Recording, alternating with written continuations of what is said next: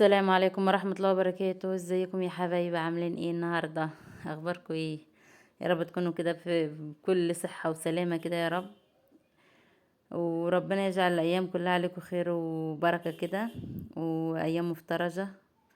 الايام دي طبعا ايام مفترجة يا حبايبي. النهاردة بقى نبدأ ايه، في يوم كده فلتة كده ايه الانفار عندي بيفكوا بقى الخشب اللي هو شايل الصبة من جوه، من الشقة من جوه. فقمت بقى كده جهزت لهم فطار كده، وهنجهز برضو لهم غدا مع بعض. طلعت الفرختين كده، كان طبعا عندي جمة 5 عمال كده. طلعت بقى ليهم، عملت بتنجان وبطاطس، بدأت أقشر كده وأجهز للفطار. هما بيجوا الساعة 7 وانا ايه، والفطار بفطروا الساعة 10 كده وبيتغدوا العصر. فانا بجهز على مهلي. قعدت قشرت البطاطس كده، وعملت البتنجان وطلعت الطعمية، وكنت عاملة فول وعملت ملوخية وجهزت كده يا حبايبي. وبعد كده ايه، طلعت الفرختين بتوعي، حطيتهم في مية ايه يفكوا كده. وقشرت البطاطس برضه عشان هعمل معاكم صينية بطاطس كده في الفراخ في الفرن. ده بقى ساعة الفطار. كنت جليت البطاطس وبجلي بعدها الطعمية، علشان طبعا في الزيت وهو ايه نضيف، لان البتنجان بيخلي لون الزيت يتغير. فعشان الطعمية بتاعتنا لونها مش يسود او يغمق، فاحنا نعملها وهو ايه الزيت ابيض كده ونضيف وحلو. انا بحط عليها بيكنج باودر على العجينه بتاعتي دي. بعد ما بطلعها من الفريزر انا بفرزها من غير اي مثلا بيكنج باودر ولا صودا ولا كده. لما بحب اعملها بحط عليها بيكنج باودر ورشه كمون كده او ملح، ورشه شطه كده ناشفه. وبعد كده بقلبهم في بعض وبحطهم بقى ايه، بعملها كده بايدي. أنا طبعا ايدي غسلاها كويس ونظيفه، وبعملها وبحطها في الزيت كده زي ما انتم شايفين، وبقلبها وبتطلع معايا جميله. بعد كده هجهز ايه الصينيه الحلوه بتاعتي بتاعت الفطار واطلعها لهم. بعد كده الفرختين بتوعي كانوا فكوا، غسلتهم كويس وقمت جايه حطيت، عملت منهم فرخه ونص بصراحه، وحشت نص فرخه. طب ليه؟ علشان احنا هما كانوا 4 تنفار وابو ملك الخامس وانا والاولاد، فالاولاد مش لهم تقل على الزفر، فانا قلت احنا هناكل نايب وكده. والنص التاني انا خليته وعنيته في التلاجة لتاني يوم يبقى جاهز كده. ده طبعا انا كنت قشرت البطاطس وعملتها طرنشات كده حلقات كده، وقطعت البصل بتاعي طرنشات برضو. والفلفل بتاعي جهزته وقطعته. كنت فرمت شفشق طماطم كده.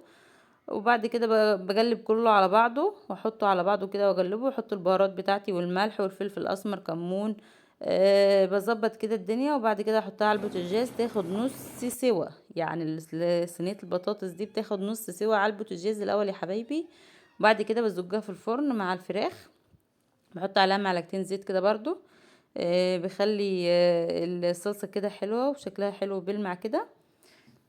زي ما انتوا شايفين، شفتوا هي كده على البوتاجاز خدت نص سوا اهي، هطفي عنها. وبعد كده الفراخ بتاعتي كانت خلاص استوت، هطلعها. احنا طبعا حطينا عليها البهارات بتاعتها زي ما انتوا شفتوا في الاول، وبنسيبها تتشوح.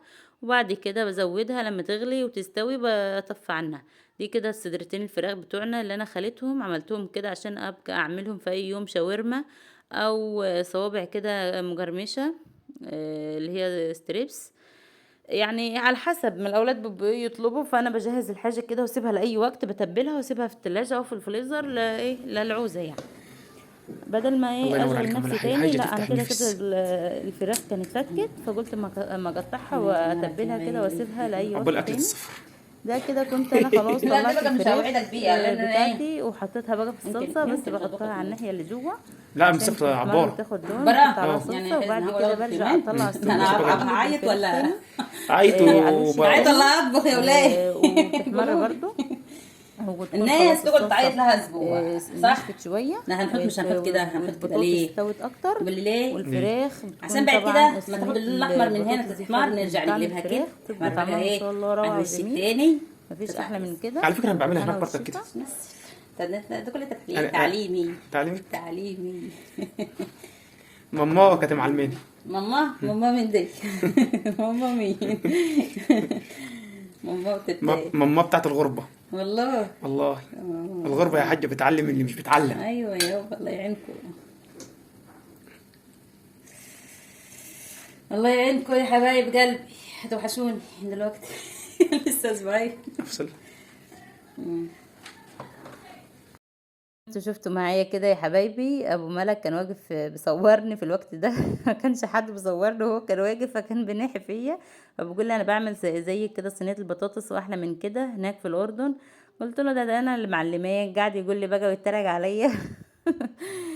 يلا زي ما انتوا شفتوا كده صينيه البطاطس بتاعتنا كانت ما شاء الله شكلها حلو في الفرن، ورجعنا طلعناها وقلبنا الفراخ وخدت لون برضو. وبعد كده غسلت الرز بتاعي، وده كان عندي شويه الملوخيه انا كنت مجرطفاهم وسبتهم ينشفوا، فحطيتهم الصبح كده في الشمس، فلما كنت ولعت الفرن قمت قلت خلاص تعالوا كده ما احطكوا على الصينيه واحطكوا في الصهد بتاع الفرن في سخونيه الفرن يعني.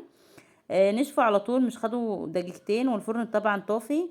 وبعد كده فركتهم وهحطهم في مصفى كده وهنخلهم كده، هينزل منهم الملوخية اللي هي الناعمة، والحاجة الخشنة اللي هي فيهم العصيان دي او اللي بتبقى في الورقة دي. طبعا احنا بنرميها بقى لان هي طبعا بتنزل كل الناعم اللي فيها اللي احنا عايزينه، اللي هي الملوخية دي. شفتوا ما شاء الله خضرة كده وفريش وصبحة ازاي. دي ملوخية كده احنا نشفناها، بنعملها زي ما انتوا بتشوفوها معايا كل يوم كده.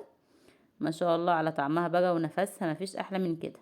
وطبعا كان معايا لسان عصفور عملته عشان احطه على الشوربة. وكان خلاص كده وقت الغدا بقى، قلت المغرب كده ده الشوربة بلسان عصفور. ودي طبعا صينية البطاطس الجميلة بتاعتنا. شفتوا يا حبايبي ما شاء الله شكلها والله العظيم يفتح النفس. جربوها كده وقولوا لي ايه رأيكم. والله طريقتها جميلة جدا. ولعلمكم انا ما بحبش يكون فيها ميه كتير، يعني تكون يعني زي الطبيخ كده صيص ميه، لا، لان هي طبعا هي صينيه بطاطس في الفرن، فالفراخ والبطاطس اللي فيها تكفي يعني تتاكل حاف. والله في ناس بتاكلها بالعيش.